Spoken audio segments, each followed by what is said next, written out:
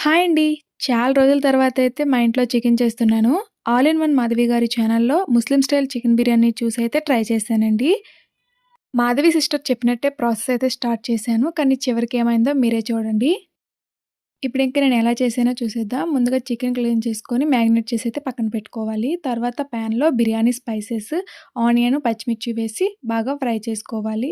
ఇందులోనే 1 స్పూన్ అల్లం వెల్లుల్లి పేస్ట్ కూడా వేసి పచ్చివాసన పోయేంత వరకు ఫ్రై చేసుకోవాలి. ముందుగా మనం మ్యాగ్నేట్ చేసుకున్న చికెన్ కూడా వేసి కలుపుకోవాలి. ఒక 5 మినిట్స్ తర్వాత టమాటా ముక్కలు, కొద్దిగా కొత్తిమీర వేసి 80% చికెన్ కుక్ అయ్యేంత వరకు ఉడికించుకోవాలి.